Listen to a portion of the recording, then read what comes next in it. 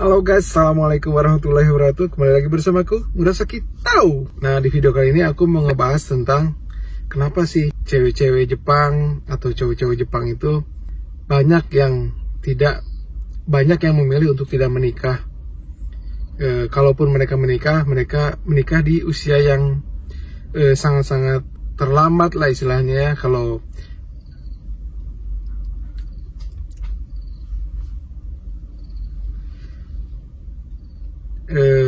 Kalaupun mereka memilih untuk menikah, mereka menikah di usia yang bisa dibilang terlambat lah kalau dibandingkan dengan orang-orang Indonesia ya. Nah, ternyata ada beberapa faktor penyebab kenapa mereka sampai memilih untuk tidak menikah, baik itu untuk perempuan maupun laki-laki. Jadi alasannya sih beda-beda ya. Untuk perempuan itu biasanya yang paling utama itu adalah mereka tidak ingin menjadi seorang yang terbebani, karena repotnya menikah itu, repotnya menjalani kehidupan pernikahan itu.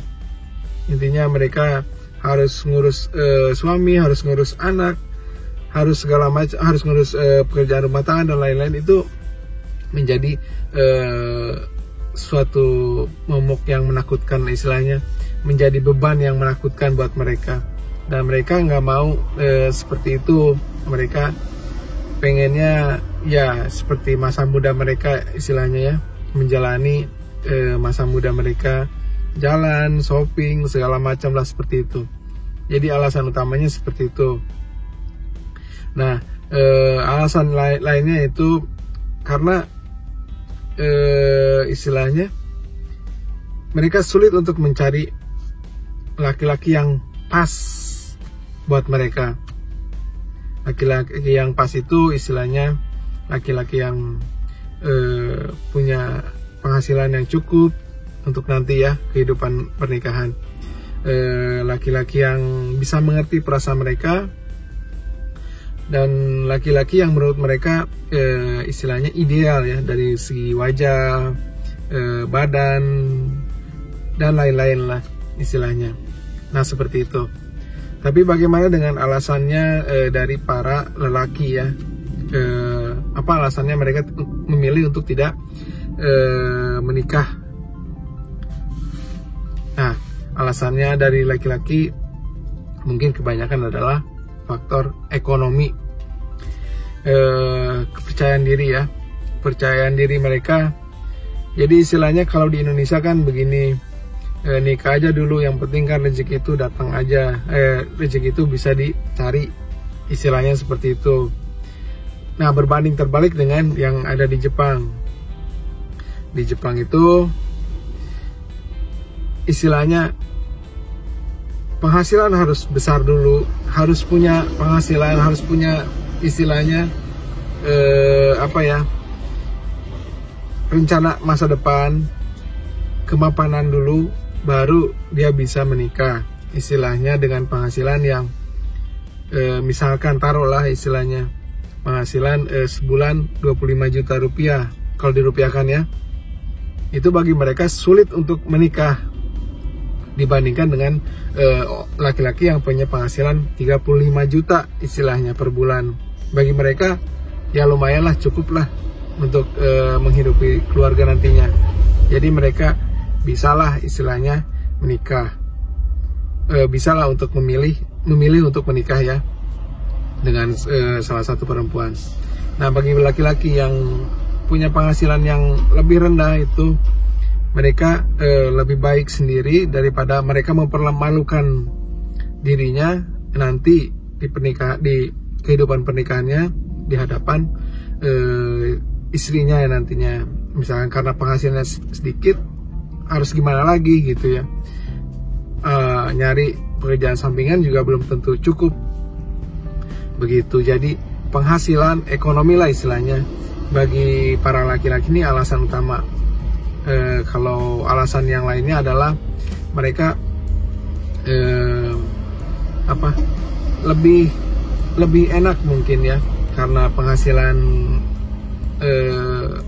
ya cukup lah istilahnya, tapi karena lifestyle mereka, hidup mereka secara istilahnya secara tanpa menikah itu, tanpa ada beban anak, harus menghidupi keluarga dan lain-lain, itu mereka udah nyaman gitu di zona itu ya. Jadi mereka lebih baik memilih untuk bujangan gitu ya, bisa main kesana kesini, waktu bisa diatur sendiri.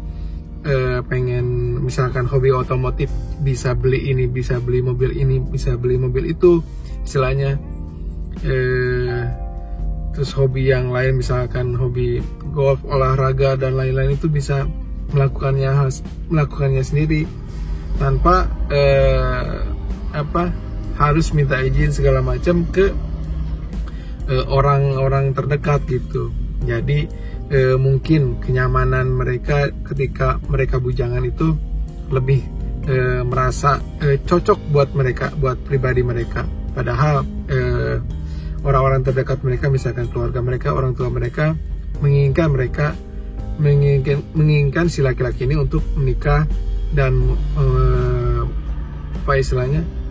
memberikan cucu ya buat orang tuanya segala macam ya.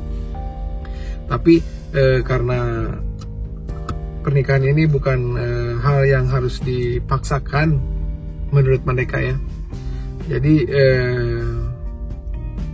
ya seperti itu, mereka memilih untuk tidak menikah.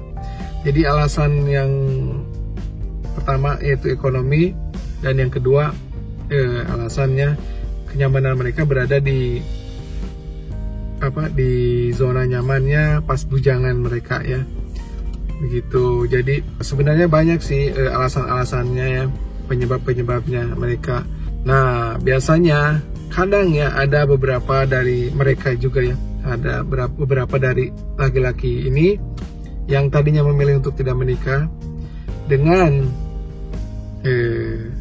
wanita Jepang, karena mereka udah tahu istilahnya kalau udah menikah dengan wanita Jepang, biaya pernikahan segini, terus setelah itu kehidupan pernikahannya seperti apa.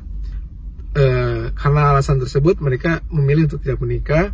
Tapi pada suatu hari, pada suatu titik mereka bosan menjalani kehidupan sebagai bujangan, single ya. Nah mereka memilih untuk menikah.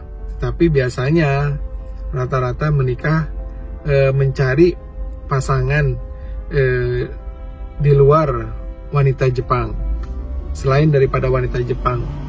Intinya seperti itu. Jadi mungkin karena bayangannya akan berbeda, seperti kalau dia memilih dengan wanita Jepang seperti ini, bayangannya sudah pastilah kebanyakan umumnya seperti ini. Nah kalau memilih dengan menikah dengan wanita di luar Jepang, mungkin kehidupan pernikahan mereka akan berbeda. Nah seperti itu. Jadi itu untuk laki-laki. Begitupun dengan perempuan Jepang pun seperti itu. Jadi mereka pada satu titik tertentu, karena sulit untuk menemukan laki-laki Jepang yang mau menikahi mereka atau mau hidup dengan mereka. Nah mereka mencari lelaki-lelaki dari Eropa maupun Asia. Nah aku banyak sekali ya cerita dari pengalaman lah istilahnya, di waktu dulu di kerja di Bali itu banyak sekali wanita-wanita parubaya, laki-laki parubaya ya orang Jepang ya, yang memang sengaja datang ke Indonesia untuk mencari pasangan hidup. Jadi mereka nggak mau pacaran, cuma mereka mencari pasangan hidup. Nah sekitar umuran segitu 35, 40, 45 itu main jalan-jalan ke, yang aku tahu di Bali, di Indonesia ya, itu banyak sekali yang mencari laki-laki Indonesia dan perempuan Indonesia yang menurut mereka cocok buat mereka ya istilahnya untuk hidup dengan mereka. Nah istilahnya banyak kan sih dari mereka mencari pasangan hidup yang lebih umurnya lebih muda ya. Ya seperti itu, banyakannya yang lebih muda. Jadi orang laki-laki yang Indonesia misalkan cewek Jepangnya umur 35 nyari cowok Jepang yang nyari cowok Indonesia yang laki-laki Indonesia yang berumur sekitar 20-an ke atas ya, sedikit lah. Pokoknya di bawah mereka lah istilahnya. Banyakan yang seperti itu.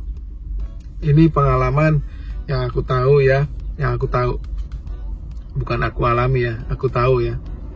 Tapi ada juga sih yang nyari seumuran lah istilahnya, ada juga. Tapi kebanyakan ya, rata-rata kebanyakan itu nyari yang di bawah umurnya, di bawah usianya gitu ya. Nah begitu guys, jadi bagi kalian yang memang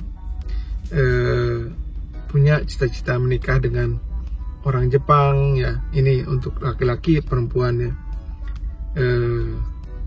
terus nggak memandang usia dan lain-lain, mudah-mudahan bisa dipertemukan dengan mereka ini. Kasihan juga mereka sih sebenarnya, aku ya kasihan juga mereka, nggak ada jalan lain lah istilahnya. Mau nikah sama perempuan Jepang, biayanya bayangannya seperti apa sudah mereka tahu.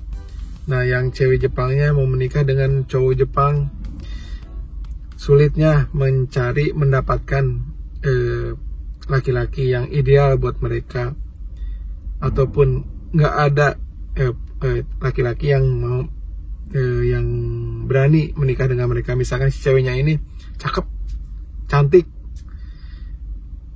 berarti kan tipe laki-laki idealnya udah ada kan ya. Tapi si laki-laki ini